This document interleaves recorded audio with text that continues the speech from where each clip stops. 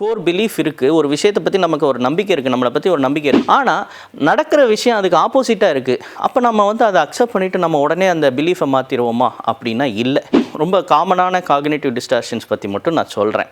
Maximisation and minimisation, பெரிதுபடுத்துதல் சிறிதுபடுத்துதல், catastrophic thinking அப்படின்னு சொல்லுவோம். பொதுப்படுத்துதல், over generalisation, magical thinking, all or nothing thinking. Cognitive behaviour therapy அப்படின்றது வந்து இந்த விஷயத்தில் நமக்கு வந்து ரொம்ப நல்ல தெரப்பி அப்படின்னு நான் திரும்ப திரும்ப சொல்லிகிட்ருக்கேன். ஆனால் அது நம்ம கலாச்சாரத்துக்கு பல பேருக்கு கஷ்டமாக இருக்குது. ஏன் அப்படின்னு கேட்குறீங்களா? சொல்கிறேன்.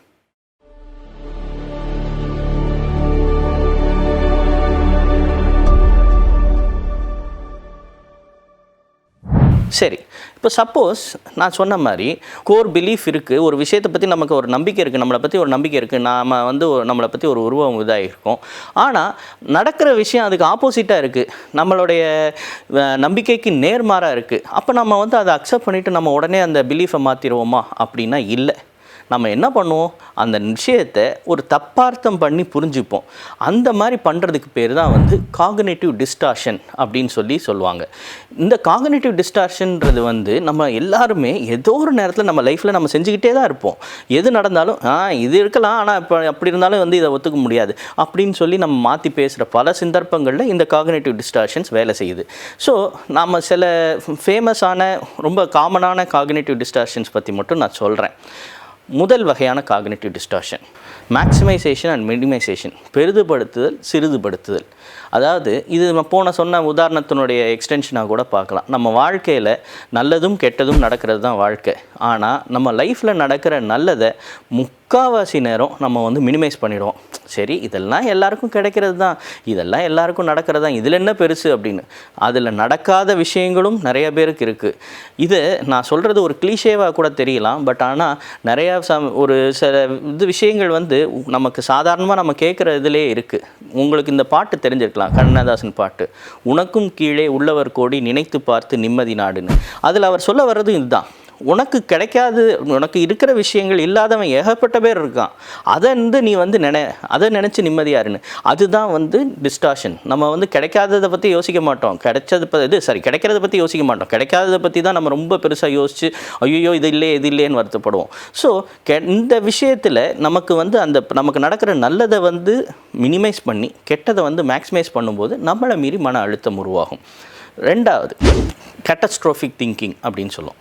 இது பெரிய பேராபத்து உண்டாக்கும் சிந்தனைகள் அப்படின்னு சொல்லி நம்ம சொல்லலாம். அதாவது இதுவும் நான் சொன்ன உதாரணம் தான். முன்னாடி நமக்கு வந்து ஒரு சின்ன விஷயம் நடக்கலாம், ஒரு சின்ன விஷயம் நடந்தால் கூட அதனுடைய விளைவு வந்து பெருசாக இருக்கும் அப்படின்னு சொல்லி நம்ம நினைக்கிறது. நான் சொன்ன உதாரணத்தில் அந்த கடையில் அந்த அன்னைக்கே அவர் வரலை, அந்த அன்னைக்கே அவங்க வந்து வேலைக்கு வரலை, அவ்வளோதான். ஆனால் அவரோட நினைப்பு என்ன, ஐயோ இது வந்து என் வியாபாரத்தை கெடுத்துடும், நான் டோட்டலாக ஓட்டாண்டியாகி வீட்டில் உட்காந்துருவேன். அப்போ இந்த அளவுக்கு வந்து நம்மளோட பிரச்சனைகளை பெரிதுபடுத்தி பார்க்குறது. இதே மாதிரி தான் ஒரு விஷயத்தையும் நம்ம இப்போ வந்து உதாரணமாக வந்து உங்கள் வீட்டில் கல்யாணம் நடக்குது, நீங்கள் கல்யாண பத்திரிக்கை வைக்க போகிறீங்க. கல்யாண பத்திரிக்கை அந்த அன்னைக்கு வந்து ஒருத்தருக்கு வைக்க முடியல. ஐயோ அவன் வைக்கலையா, அவன் பெரிய பிரச்சனை பண்ணிடுவான், அவன் வந்து தொந்தரவு பண்ணிடுவானே, அவன் ஏதாவது சொல்லிடுவானே, இவன் வந்து இது பண்ணுவானே அது பண்ணுவானே, இப்படி நம்ம மனசில் யோசிச்சுட்டு இருப்போம். அப்போ பயந்து அவங்க வீட்டிலேருந்து நம்ம இந்த சொன்னோடனே என்ன இப்போ நான் ஃபோன் பண்ணி பேசுகிறேன்னு ஃபோன் பண்ணி இப்போ அன்னைக்கு வந்து வீட்டில் வர முடியல, நான் வந்து வைக்கல அப்படின்னா அது பரவாயில்லப்பா, என்ன இப்போ ஒரு மெசேஜ் அனுப்பு போது நான் வந்துடுறேன் அப்படின்பாங்க. அப்போ ரைட் ஓகே அதோட விட்டுருவோம். ஆனால் நம்ம கேட்காத கேள்வி என்ன, நம்ம ஏன் அவ்வளோ பயந்தோம்? ஏன்னா இதுதான் கேட்டஸ்ட்ராஃபிக் திங்கிங். அந்த ஒரு விஷயம் நடக்கலை அப்படின்னா ஐயோ எல்லாமே போச்சு அப்படின்ற மாதிரி யோசிக்கிறது. இது நம்ம பல சந்தர்ப்பங்களில் நம்ம பார்க்க முடியும். மூணாவது விஷயம் பொதுப்படுத்துதல், ஓவர் ஜென்ரலைசேஷன். இது நம்ம குறிப்பாக இந்த எக்ஸாம் எழுதின குழந்தைங்க இந்த தற்கொலை பண்ணிக்கிற சமயங்கள்லாம் வந்து இதுதான் நடக்குது. அதாவது ஒரு சின்ன விஷயம், ஒரு 10th ஸ்டாண்டர்ட் எக்ஸாம், நம்மள யாருக்காவது 10th ஸ்டாண்டர்டில் நம்ம என்ன மார்க் வாங்கணும்னு ஞாபகம் இருக்கா, இல்லை அதை பற்றி இன்றைக்கி ஏதாவது பேசுகிறோமா?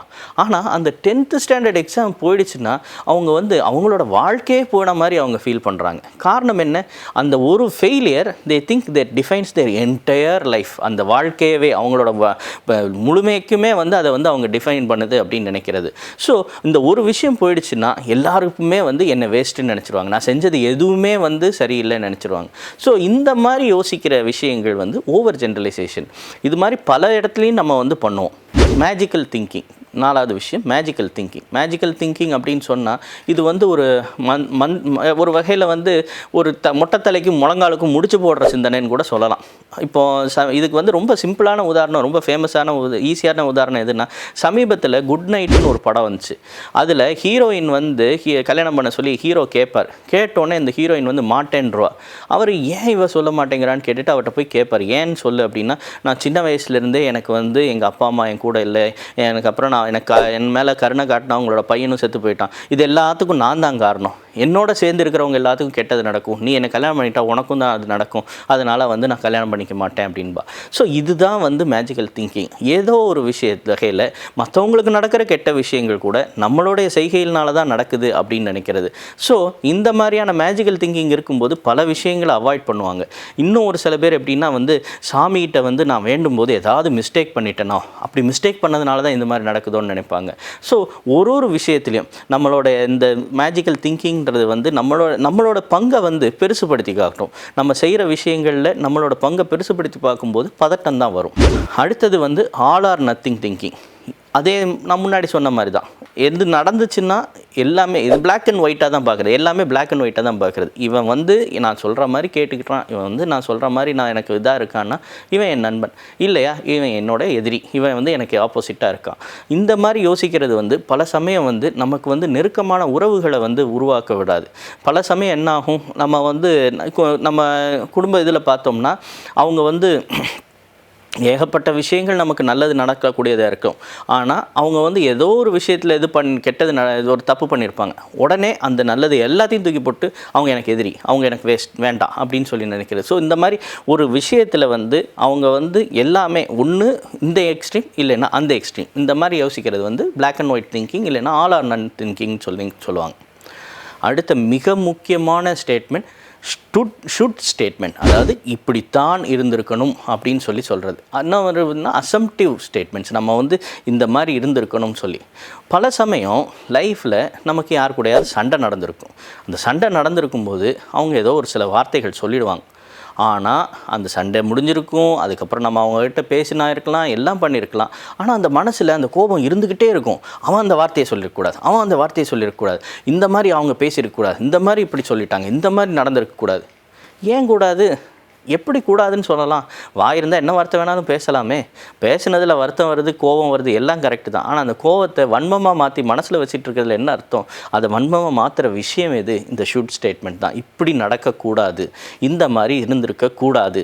ஏன் கூடாது? லைஃப்பில் எல்லாமே கூடும், எல்லாமே நடக்கக்கூடும். ஆனால் அது இந்த மாதிரி நடந்துடக்கூடாது அப்படின்னு சொல்லி நம்ம வந்து இப்படி தான் நடக்கணும், இந்த மாதிரி இருக்கக்கூடாது, it should be like this அப்படின்னு நம்ம சொல்லும்போது நம்மளை மீறி ஒரு பதட்டமும் நம்மளை மீறி ஒரு கஷ்டமும் இருக்கும்.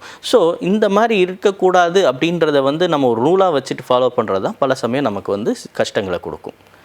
ஸோ சிபிடியோட அடிப்படை அப்படின்றது இந்த 3 விஷயங்கள் தான். குறிப்பாக சொல்லணும்னா, அதாவது நம்மகிட்ட ஒருத்தங்க வரும்போது அவங்களுடைய அசம்ஷன்ஸ், கோர் திங்கிங் பிலீஃப்ஸ் என்னன்றதை பார்க்கணும். அதில் என்ன பிரச்சனைகள் இருக்குது, அது எப்படி அவங்களோட நடவடிக்கைகளை மாற்றுறதுக்கு ஹெல்ப் பண்ணணும்னு பார்க்கணும். அதே மாதிரி அவங்களுடைய ஆட்டோமேட்டிக் தாட்ஸை வந்து கண்டுபிடிக்கிறதுக்கு உதவணும், அதை மாற்ற பார்க்கணும். அது இல்லாமல் அவங்களோட டிஸ்டார்ஷன்ஸ், காக்னிட்டிவ் டிஸ்டார்ஷன்ஸ், அது என்ன வகையில் சரி தப்பு அப்படின்றத பேசி மாற்றணும். நான் சொன்ன 7 டிஸ்டார்ஷன் இல்லை, இன்னும் பலது இருக்குது. அதை பற்றி சொல்லணும்னா அது ஒரு புக்கே இருக்குது. ஸோ இதோட நான் வந்து அதை பற்றி நான் முடிச்சுக்கிறேன். ஸோ காக்னிட்டிவ் பிஹேவியர் தெரப்பி அப்படின்றது வந்து இந்த விஷயத்தில் நமக்கு வந்து ரொம்ப நல்ல தெரப்பி அப்படின்னு நான் திரும்ப சொல்லிகிட்ருக்கேன். ஆனால் அது நம்ம கலாச்சாரத்துக்கு பல பேருக்கு கஷ்டமாக இருக்குது. ஏன் அப்படின்னு கேட்குறீங்களா? சொல்கிறேன். நம்ம சின்ன வயசில் நம்ம வந்து டாக்டர்கிட்ட போனோம்னா என்ன பண்ணுவோம்? நான் உடம்பு முடியல அப்படின்னு டாக்டர்கிட்ட போனோம்னா டாக்டர் வந்து நமக்கு வந்து என்ன பிரச்சனை என்ன அப்படின்னு சொல்லி கேட்டார்னா உடனே வந்து நம்ம வந்து இந்த இதுதான் பிரச்சனை அப்படின்னு சொல்லுவோம். உடனே அவர் கேட்டுட்டு ஒரு லிஸ்ட் ஆஃப் இன்வெஸ்டிகேஷன்ஸ் எழுதி கொடுப்பார். அந்த இன்வெஸ்டிகேஷன்ஸை நம்ம செஞ்சு அந்த ரிப்போர்ட்டை கொண்டு போய் கொடுத்து அதை பார்த்துட்டு அவர் வந்து ஒரு மாத்திரைகள் ஒரு லிஸ்ட்டு கொடுப்பார். நம்ம வந்து அந்த மாத்திரையை வாங்கி சாப்பிட்டு நம்ம உடம்பு சரியாகுது. ஸோ இதில் நம்மளோட பங்கு என்ன? நேரத்துக்கு மாத்திரை சாப்பிடணும். அந்த ஒரு இதை தாண்டி நம்மளோட வேலை அப்படின்றது இங்கே ஒன்றும் பெருசாக இல்லை. டயக்னோஸ் பண்ணுறது, கண்டுபிடிக்கிறது, வைத்தியம் பண்ணுறது, மருந்தை செலக்ட் பண்ணுறது எல்லாமே வந்து டாக்டர் தான். ஆனால் இந்த மாதிரியான சிபிடி மாதிரியான மனோதத்துவ சிகிச்சை முறைகளில் கிளையண்ட், அதாவது பயனாளிகளுடைய வேலை அப்படின்றது வந்து பங்களிப்புன்றது வந்து ரொம்ப முக்கியமானது. முன்னதில் இருக்கிறதுக்கு பேர் வந்து பேசிவ் ரோல் அப்படின்னு சொல்லுவோம். இங்கே அவங்களோட ரோல் வந்து ஆக்டிவ் ரோல். இங்கே இந்த மாதிரியான ட்ரீட்மெண்ட்டில் நம்ம வந்து சில மெத்தட்ஸ் அடாப்ட் பண்ணுவோம், சில விஷயங்கள் சொல்லிக் கொடுப்போம். ஸோ அந்த விஷயங்களை வந்து நம்ம வந்து ப்ராக்டிஸ் பண்ணணும். அதை ப்ராக்டிஸ் பண்ணும்போது தான் நமக்கு வந்து அந்த இதில் வந்து இம்ப்ரூவ்மெண்ட் கிடைக்கும். அந்த ப்ராக்டிஸ் செய்கிறதுன்றது வந்து அந்த செட்டிங்கில் மட்டும் பண்ணிட்டு வரக்கூடாது. அதை வந்து நம்ம வீட்டில் வந்து பண்ணணும். இதுக்கு சில ஹோம்ஒர்க் மாதிரியும் கொடுப்பாங்க, அதை நம்ம செய்யணும். ஸோ இந்த விஷயங்கள் எல்லாம் செய்கிறது வந்து நமக்கு வந்து ரெகுலராக செய்யும்போது தான் அதில் ஒரு நிபுணத்துவம், அது வந்து ஒரு எக்ஸ்பர்டீஸ் வரும். அது எக்ஸ்பர்டீஸ் வரும்போது தான் நமக்கு வந்து அதில் வந்து இம்ப்ரூவ்மெண்ட் கிடைக்கும். ஸோ இதை வந்து நான் சொல்லணும்னா, நம்ம இந்த தெரப்பின்னு சொன்னால் கூட இதை வந்து டாக்டர் விசிட் மாதிரி நம்ம நினைக்கக்கூடாது. ஒரு ஜிம்மில் போய் வெயிட் குறைக்கிறதுக்கு பழகிற மாதிரி நம்ம நினைக்கணும். ஜிம்மில் சேர்ந்து காசை கட்டிட்டா வெயிட் குறைஞ்சிருமா? கண்டிப்பாக இல்லை, இல்லையா? அவங்க போய் அங்கே ஜிம் ட்ரைனர் சொல்கிறத நம்ம செய்யணும். அவங்க சொல்கிறத நம்ம செய்யும்போது நமக்கு வந்து அந்த வந்து தெரியும். அது தெரிஞ்சதுக்கப்புறம் அதை நம்ம மறுபடியும் செய்யும்போது தான் நம்மளால் இது பண்ண முடியும். ஸோ இதுதான் வந்து சிபிடியில் வந்து மிக முக்கியமான விஷயம். ஸோ ஒரு சிபிடி சக்ஸஸ் ஆகணும் அப்படின்னா ஒரு பேஷண்ட்டை என்னென்ன விஷயங்கள் வேணும் அதை பற்றி சொல்கிறேன். ஒரு சிபிடி தெரப்பிக்கு போகிறீங்கன்னா உங்ககிட்ட என்ன எதிர்பார்க்கப்படும்? முதல் விஷயம், நீங்கள் எந்த ஒளிவு மறைவும் இல்லாமல் உங்கள் கம்ப்ளைண்ட்ஸை சொல்லணும்.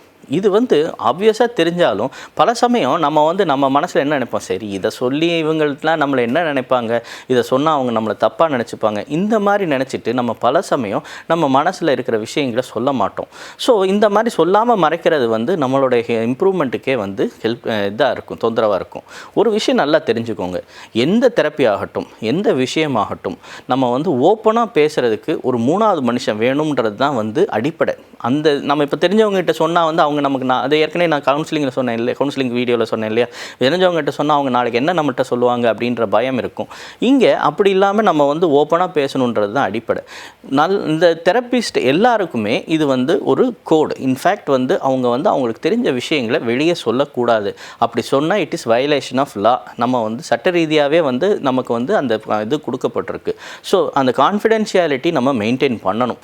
அதை வந்து இந்த நம்பி வர்றது தான் வந்து நம்ம நம்பினோம்னாலே நம்மளால் நிறைய விஷயங்கள் சொல்ல முடியும். இதை பற்றி இந்த மாதிரி நம்ம சொல்லும்போது நம்ம வந்து இதை பற்றி நம்ம நிறையா பேசுவோம். அந்த பேசுகிறது வந்து நமக்கு வந்து பல விஷயங்களை தெளிவுபடுத்தும். ரெண்டாவது, உங்களுக்கு சில ஃபார்ம்ஸ் கொடுப்போம். அந்த ஃபார்ம்ஸை வந்து தரோவாக ஃபில் பண்ணணும். அதுலேயும் மறைக்கவோ குறைக்கவோ கூடாது. ஸோ இந்த ஃபார்ம்ஸை வச்சு தான் நிறைய விஷயங்கள் டிஸ்கஸ் பண்ணுவோம். அந்த ஃபார்ம்ஸ் வந்து உங்களுக்கு பண்ணும்போது அதனுடைய அர்த்தம் புரியலைன்னா கூட பின்னாடி அந்த ஃபார்ம்ஸுக்குடைய மீனிங் என்ன, அதனுடைய அர்த்தம் என்ன அப்படின்றத பற்றி நம்ம சொல்லுவோம். மூணாவது, நான் ஏற்கனவே சொன்ன மாதிரி சிபிடியோட ஹார்ட் ஆஃப் த சிபிடி அப்படின்றதே ஹோம்ஒர்க் தான். அதில் கொடுக்கப்படுற ஹோம்ஒர்க்கை அந்த வாரம் ஃபுல்லாக பண்ணணும். அந்த ஹோம்ஒர்க்குனால் என்னென்னா, நம்ம சும்மா அந்த ஸ்கூலில் கொடுக்குற மாதிரி எழுதுறது இல்லை. அந்த வாரம் முழுக்க உங்களோட சிந்தனைகளை மானிட்டர் பண்ண சொல்லிக் கொடுப்போம். இல்லைன்னா வந்து சில சின்ன சின்ன விஷயங்கள் செய்ய சொல்லிக் கொடுப்போம். சில பிஹேவியர் மாற்றங்கள், மாடிஃபிகேஷன் கொடுப்போம். ஸோ இந்த மாதிரி கொடுக்குற விஷயங்களை வந்து அந்த வாரம் ஃபுல்லாக நீங்கள் செய்யணும். செய்ய முடிஞ்சதுன்னா அதனால் வரக்கூடிய சந்தோஷம் என்ன, அதனுடைய உணர்ச்சிகள் என்னன்றதை பற்றி பேசுவோம். செய்ய முடியலைன்னா அதில் வந்த தடைகள் என்ன, ஏன் நம்மளால் செய்ய முடியல, என்ன எண்ணங்கள் வந்துச்சு, அதை எப்படி வந்து அந்த எண்ணங்களை ஓவர் கம் பண்ணலாம், அதை பற்றி பேசுவோம். அதை மாதிரி இல்லைன்னா அடுத்த மிக முக்கியமான விஷயம் என்ன அப்படின்னா, நம்மளுடைய எதிர்பார்ப்பு. ஒரு சிபிடி அப்படின்னு நம்ம வந்து நுழைஞ்ச உடனே இந்த தெரப்பி வந்துட்டோம், இது எல்லாத்தையும் மாற்றிடுவோம், இந்த தெரப்பிஸ்ட் வந்து நம்மளை வந்து ஃபுல்லாக க்யூர் பண்ணிடுவார் அப்படின்னு நினைக்காதீங்க. இது எந்த தெரப்பிஸ்ட்டும் மாயாஜாலம் பண்ண முடியாது. வாழ்நாள் முழுக்க நம்ம சேர்த்து வச்ச பிரச்சனைகளை ஒரு சிபிடி செஷனில் நம்ம தீர்த்திட முடியாது. ஸோ நான் ஏற்கனவே சொன்ன மாதிரி இது ஒரு ஜிம்மில் போகிற ட்ரைனிங் மாதிரி தான். சிபிடி அப்படின்றது ஒரு குறிப்பிட்ட காலம், டைம் லிமிட்டட் தெரப்பி அப்படின்னு சொல்லி தான் சொல்லுவோம். இந்த டைம் லிமிட்டட் தெரப்பியில் நம்ம வந்து அந்த ஒரு சில டெக்னிக்ஸும் ஒரு சில விஷயங்களும் ஒரு சில விஷயங்களும் உங்களுக்கு கற்றுக் கொடுப்போம். அதை நீங்கள் தொடர்ந்து செய்யணும். நான் சொன்ன மாதிரி ஜிம்மில் போன மாதிரி எடுத்தோன்னே யாராலையும் 100 கிலோவை தூக்கிட முடியாது. 5 கிலோவாக தான் தூக்க முடியும். 5 கிலோவாக தூக்கி தான் 100 கிலோவுக்கு போய் சேருவோம். ஸோ அந்த மாதிரி தான் வந்து நம்ம வந்து டைம் லிமிட்டட் தெரப்பியில் சொல்லிக் கொடுக்குறத நீங்கள் தொடர்ந்து செய்யும்போது நமக்கு வந்து இம்ப்ரூவ்மெண்ட் கிடைக்கும். தேவைப்பட்டால் இடையில பூஸ்டர் செஷன்ஸ் நம்ம வந்து அட்டன் பண்ண சொல்லலாம். பட் மோஸ்ட்லி டைம் லிமிட்டட்னா ஒரு 12 வீக்ஸ் வரைக்கும் நமக்கு வந்து இருக்கும். 12 வீக்ஸ்னால் என்ன 4 மாதங்கள் வரைக்கும், இது 3 மாதங்கள் வரைக்கும் வந்து அந்த தெரப்பி இருக்கும். அதுக்கு மேலே அதை நீங்கள் செய்கிறதுல தான் உங்களுக்கு ஒரு இம்ப்ரூவ்மெண்ட் கிடைக்கும். நல்ல சிபிடி நிச்சயமாக ஒருத்தரோட லைஃப்பில் ஒரு மிகப்பெரிய மாற்றத்தை உண்டாக்கும். அந்த கெயின்ஸ், அந்த சிபிடி கொடுக்கக்கூடிய கெயின்ஸ் பலவேறு ஸ்டடீஸில் பலவேறு நாடுகள்லேருந்து வந்த இது வந்து என்னென்னா, சிபிடியோட கெயின் வாழ்நாள் முழுக்க நீடிச்சிருக்கு. கிட்டத்தட்ட 7 வருஷம் 8 வருஷம் வருடங்கள் தாண்டி நீடிச்சிருக்கு. இந்த விஷயத்தை வந்து ஆனால் செய்கிறது தான் மிக முக்கியமான விஷயம். அந்த கிளையண்ட்டோட கமிட்மெண்ட் இருந்துச்சுன்னா நிச்சயம் சிபிடி ஒரு சக்ஸஸாக இருக்கும். எத்தனையோ தெரப்பி இருந்தாலும் நான் ஏன் சிபிடி பற்றி பேசினேன் அப்படின்னா, அது நம்மளால் எளிதில் பண்ணக்கூடிய தெரப்பி. அதுக்கு நம்ம ஓப்பன் மைண்டடாக இருக்கணும். நம்மளோட உணர்வுகளுக்கும் சிந்தனைகளுக்கும் இடையில் இருக்கிற கனெக்ஷனை ஆராய தயாராக இருக்கணும். அதை விட முக்கியம் கமிட்டடாக இருக்கணும். அது உங்களால் முடியும் அப்படின்னா நிச்சயம் சிபிடி வந்து உங்கள் வாழ்க்கைக்கு பாடமாக இருக்கும். இதோட இந்த அறிமுகம் சீரீஸ் வந்து முடிவுக்கு வருது. இந்த சீரீஸில் நான் மனசை பற்றி பேசியிருக்கேன், மனநோய்களை பற்றி பேசியிருக்கேன், மனநோய்கள் ஏன் உருவாகுது, மனநல மருந்துகள் அதுக்கு என்ன, கவுன்சிலிங், தெரப்பி, இதை பற்றி எல்லாத்தையும் பேசியிருக்கேன். ஸோ இந்த சீரீஸை வந்து உங்களுக்கு ஒரு நல்ல அறிமுகம் கொடுத்துருக்கோம் அப்படின்னு நம்புகிறேன்.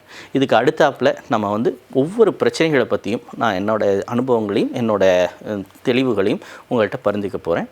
ஒன்றா பார்ப்போம். முதல் விஷயம், அடிக்கடி என்கிட்ட எல்லாரும் கேட்குற விஷயம், தூக்கம். அதை பற்றி அடுத்த வீடியோவிலேருந்து பார்ப்போம். நன்றி, வணக்கம்.